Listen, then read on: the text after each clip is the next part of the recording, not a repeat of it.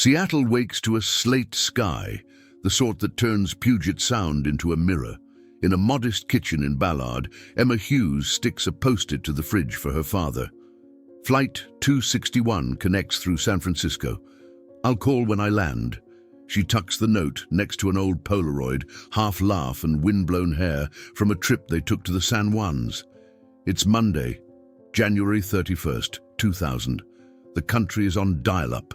Phones still click on the cradle. Airports hum with the optimism of late 90s travel.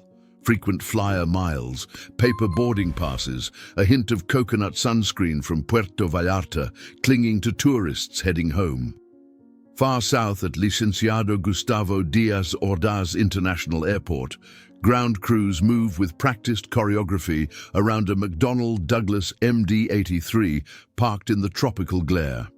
The placard by the forward door reads, Alaska Airlines Flight 261, destination San Francisco, continuing to Seattle. In the cockpit, Captain Ted Thompson and First Officer Bill Tansky review the logbook. They are methodical men, raised by checklists and repetition. 1,000 muscle memories, sculpted by training. Outside, a family of 4 takes a photo under the tail logo, the leaping orca in black and white. Across the airwaves that tether airplanes to Earth, controllers tune sectors, pilots check frequencies, and somewhere in Los Angeles Center's territory, a controller taps a pencil in time with static. SOS is an old word for a new century, but the meaning remains. We need help now. Most days, those letters stay theoretical. On this day, they will become a sound in the air, a plea shaped by breath and fear, then vanish into water. The story we tell is not only of metal and mechanics, but of messages, those that made it through, those that didn't, and those that were never heard until it was too late. The final minutes of Flight 261 will stitch together a map of human voices. The cockpit's calm erosion into urgency, controllers arranging space in the sky like chess, families leaving voicemails that will ring forever, and investigators years later listening to tapes in rooms so quiet they can hear their own heartbeats. Emma's father, Frank, a retired electrician, flips on the radio while he rinses mugs. He doesn't know the frequency he needs today isn't AM, FM, or even the phone line waiting for his daughter's call. It's a VHF band hundreds of miles away, where a pilot will soon say words a parent should never have to imagine. He dries his hands and looks at the post-it again. I'll call when I land. Most promises are simple until a system fails. At the gate in Puerto Vallarta, AC units breathe cool air into the jet bridge. Passengers shuffle boarding passes and sunscreen-sticky passports. A honeymoon couple compares tan lines. A high school Spanish teacher counts chaperones twice. In the galley, flight attendant Jennifer restocks cups and checks the coffee pack, while Maria, her colleague, tucks a handwritten list of birthdays, hers is next week, into the service manual. Over the PA, a friendly voice. Welcome aboard Alaska Airlines Flight 261. The ritual is comforting because it is so familiar. In aviation, routine is safety's best friend, but also its camouflage. Earlier in the week, the airplane's horizontal stabilizer trim had behaved stubbornly. Mechanics signed off after tests and lubrication, and the ship returned to service. In the cockpit now, the crew run the before-start checklist with the even tone of professionals who solve problems for a living. Fuel balanced, hydraulic pressure green, alternate trim tested. Satisfied, they push back into the rectangle of sun pooled on the ramp. During climb-out, the city shrinks to color blocks, the Pacific glitters, and strangers become a temporary village. Emma, in 22F, pops her ears and texts a friend that she'll wave at San Francisco's fog before sunset. 2 rows up, a salesman reviews a pitch. Aisle across, a child mashes peanuts into interpretive art. The cabin is a collage of small plans, every seatback pocket holding itineraries, receipts, certificates of ordinary lives. Somewhere between the checklists and the small dramas, a maintenance entry sleeps ink dry in a log. It describes trim stiffness resolved on the ground, a note among many. Engineers would later call these lines a breadcrumb trail, Families would call them the first leaf in a storm. But here in the sky, only the autopilot knows the load it's carrying. The MD-83 noses north. The coastline unspools like a ribbon, and the voices in the cockpit are steady as a metronome. On good days, flying is a story of nothing happening, told in 1,000 pages of care. On this day, little deviations begin to accumulate the way sand piles into a dune, one grain, then another, until gravity remembers it has a say. The airplane heads toward California, toward routine arrivals and connecting flights, toward messages waiting to be sent. The frequency is clear. The tape is rolling. An hour into cruise, the crew feel it. A reluctance in the stabilizer trim, a stiffness like a door that needs a shoulder. They try the primary electric trim, no joy. They try the alternate, still stubborn. The airplane flies, but the ease has drained from the controls. The autopilot can hold it, but the pilots sense that comfort's margin is shrinking. They call dispatch and maintenance control on the company frequency, the kind of quiet, technical conversation that most passengers never hear. Acronyms and procedures trade places with the view of the ocean below. Let's keep it over water, one suggests, a prudent choice in a corridor of busy airspace. They inform air traffic control and accept vectors that carve broad, careful arcs offshore. In the cabin, the seatbelt sign dings. Emma looks up, then back to her book. The turbulence is mild. The real weather is in the wires and gears of the tail. Troubleshooting has rules. The crew consider circuit breakers, autopilot disconnects, and manual trim wheels. The trim wheel resists like rust. They note uncommanded trim movement in small, unnerving size. A checklist cascades. Speed changes to unload the stabilizer. Gentle pitch changes to test response.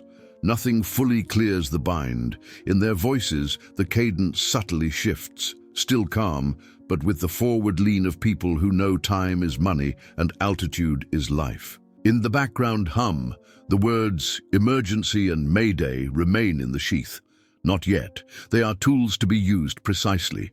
On the ground, maintenance control flips through prior discrepancies on this tail number. There were lubrication tasks done, intervals extended per paperwork, decisions that made sense in rooms with fluorescent lights and spreadsheets.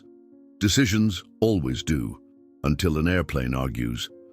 The ocean below is winter steel blue. A fisherman near Anacapa Island tunes a handheld radio between songs and weather reports, catching stray pieces of ATC chatter like voices through a wall.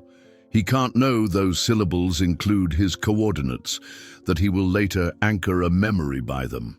Back in Seattle, Frank finishes his errands early so he can beat rush hour to the airport.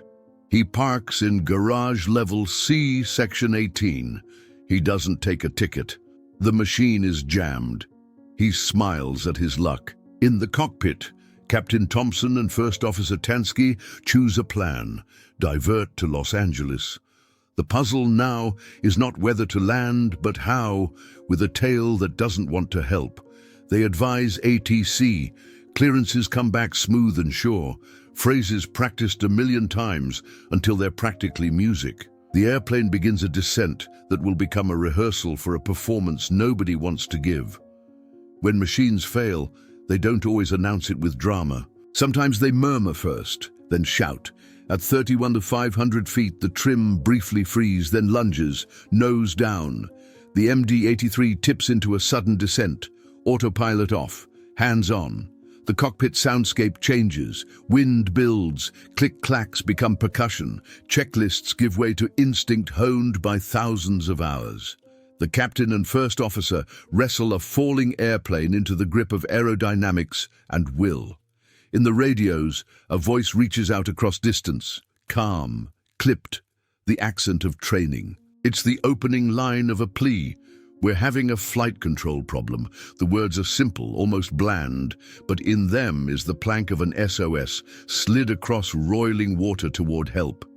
Controllers clear the path, a needle of empty sky threaded through a crowded tapestry of traffic. Another voice, Ground, approach, center replies, each syllable a handhold.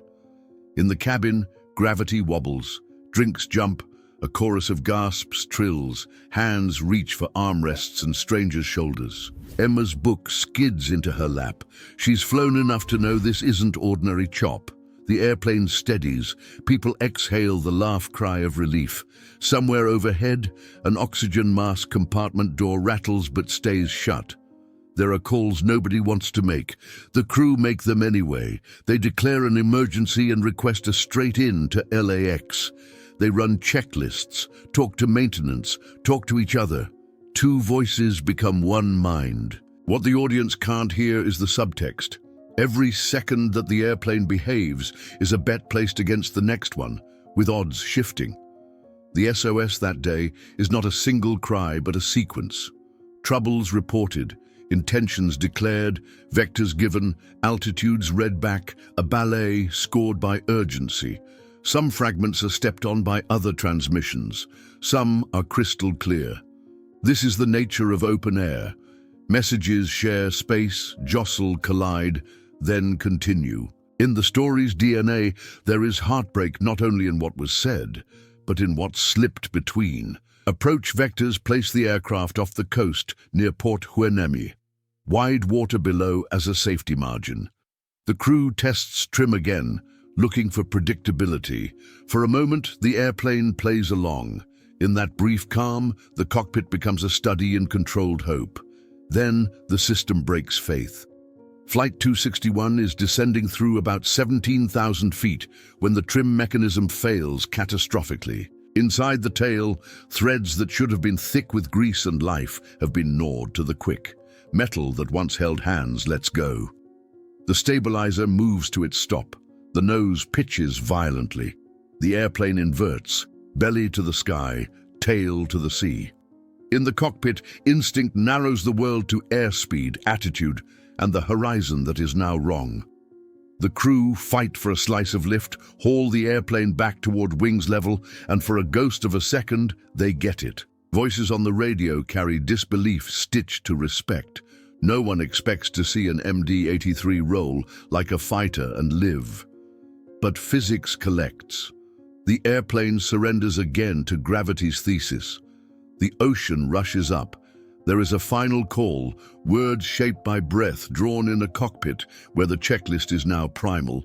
Fly, navigate, communicate, in that order. The SOS is still there, but its meaning has narrowed. Not help us land, but know that we tried. The tape will capture it, and men and women in suits will later put those syllables into timelines and reports. Families will hear something else. Love, duty, stubborn courage. In the cabin, there is no time for anything but reflex. Some hold hands, some pray. Someone whispers a name. Even in catastrophe, there is choreography. Bodies brace, muscles set, hearts knock on ribs. The airplane strikes the water in the Santa Barbara Channel near Anacapa Island, and the ocean turns that moment into rings. For the fisherman with the handheld radio, the sound is a slap and a low, traveling moan.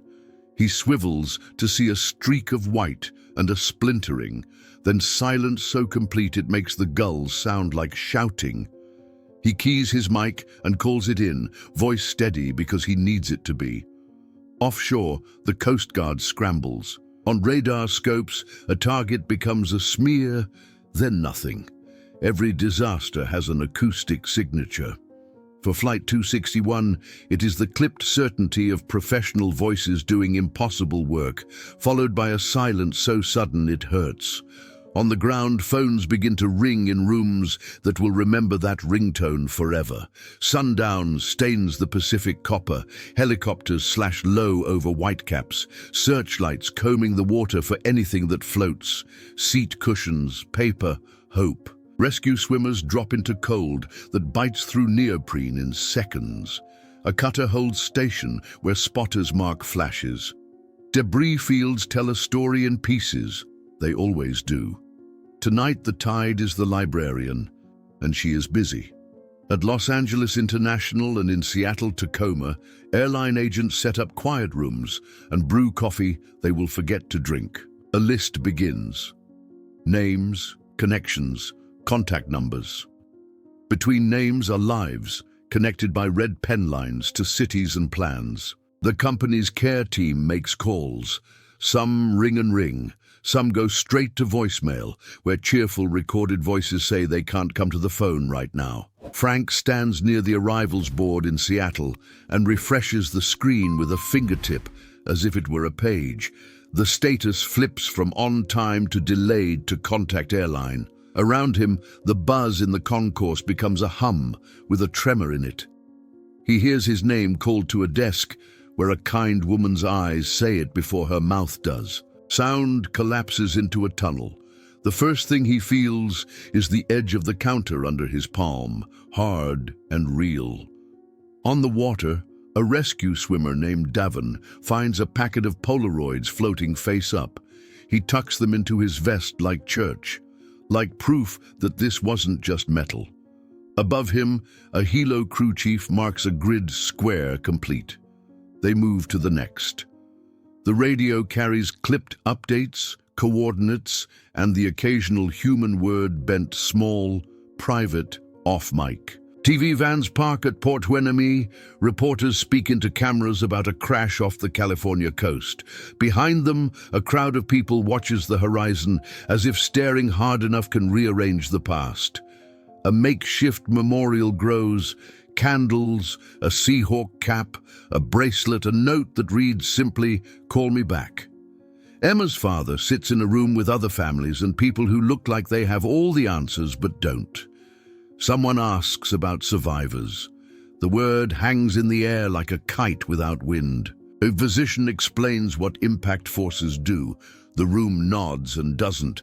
Later, when Frank is alone, he calls Emma's voicemail to hear her voice. "Hey, it's me, leave a message." He doesn't speak.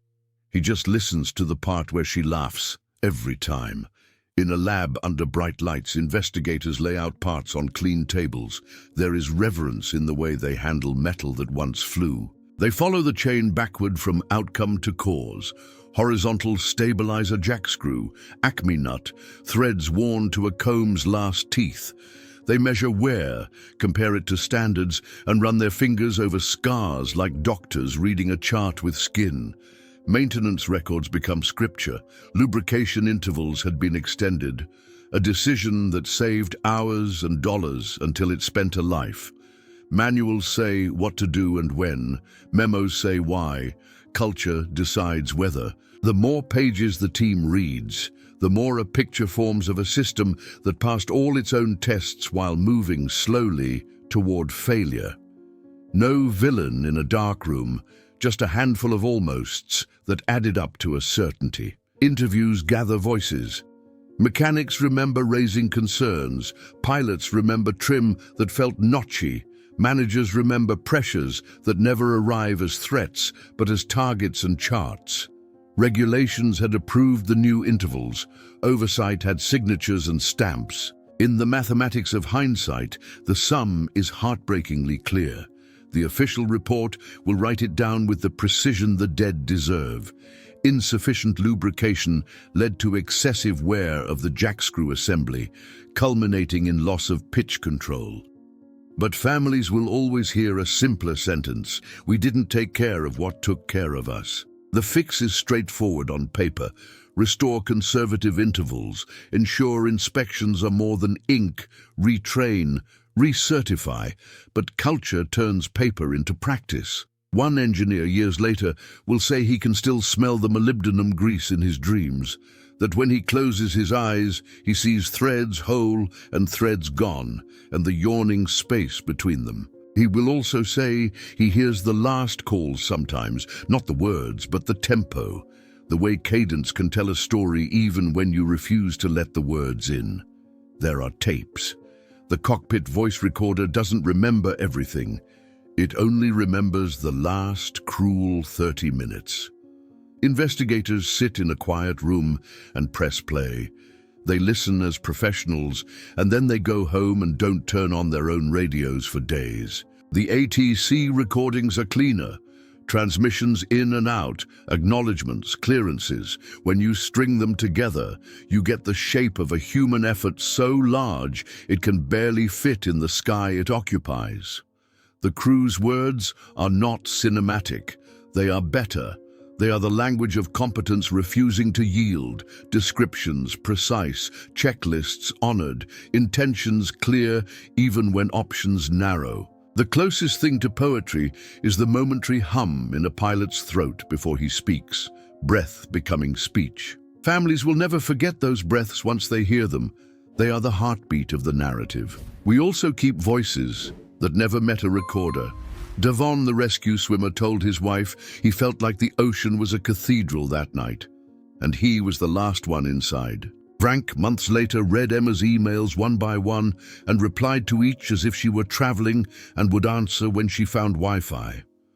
Maria's sister carries that galley birthday list in her wallet, a relic of an ordinary plan for cake. These are not data points. They are the parts of the human airframe that don't show up on diagrams.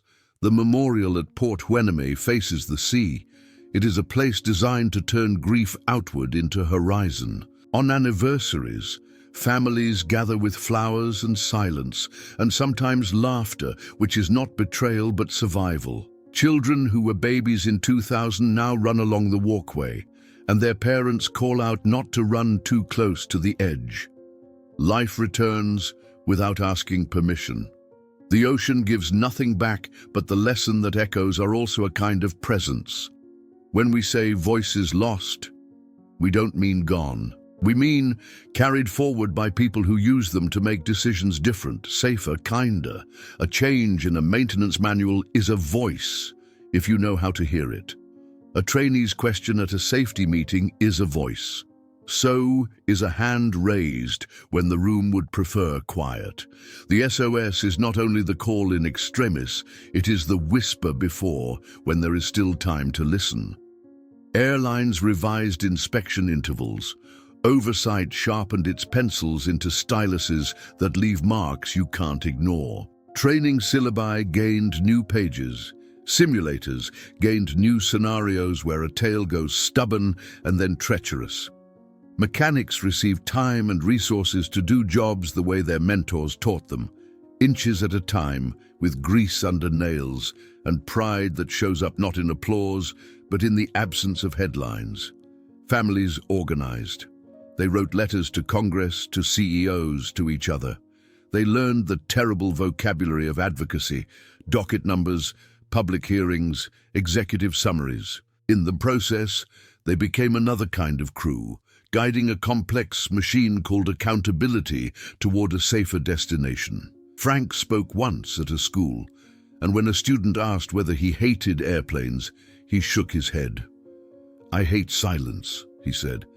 "I hate when people don't listen." For the industry, Flight 261 is now a case study. For the country, it is a date some remember and some don't, like a small town you pass at highway speed. For the families, it is an address they never moved from entirely. The sundial at the memorial marks time, yes, but it also insists that shadows tell stories too. Safety is a living thing. It requires tending. Every time a pilot files a report about a control that felt odd and somebody takes it seriously, a voice is honored. Every time a manager asks not, "How few hours can we spend?" but, "What does safe look like?" another voice is amplified. The chain that failed that day is also a metaphor, linked strong, not because they are perfect, but because they are inspected, lubricated, understood. None of it brings anyone back. That is the honest part, and the hardest. But the work of grief is to transform last words into first steps. We can say with clean hearts that something good came from what was stolen, as long as we also say we wish we never had to. Night spreads over the Pacific like ink. Out beyond the surf line, buoys blink in a code only mariners and seabirds read. The airwaves never sleep. Somewhere a pilot calls a center to say hello, and a controller answers with vectors home. In a house in Seattle, Frank keeps Emma's post-it by the phone. He knows it by heart, but he likes to see it. On the back he has written in small letters things he wants to remember to say to her when they meet again, in the only way that makes sense to him. You were brave. You were loved. We heard you. If there is a lesson in the SOS that fell silent, it is not that help didn't try to come, it is that systems must be built so that the earliest whispers don't need to become shouts. It is that we inherit not only the machines and manuals of those who flew before us, but their promises, among them to listen early and to act sooner than comfort allows. The camera leaves the memorial and rises, the ocean dark and endless, air traffic streaming overhead like moving constellations. The sound you hear is not silence. It's the steady, ordinary music of flights that land, of checklists that protect, of people who look back so others can look forward. It is the answer to every SOS we could not solve in time, 1,000 arrivals, and the voices that made them possible.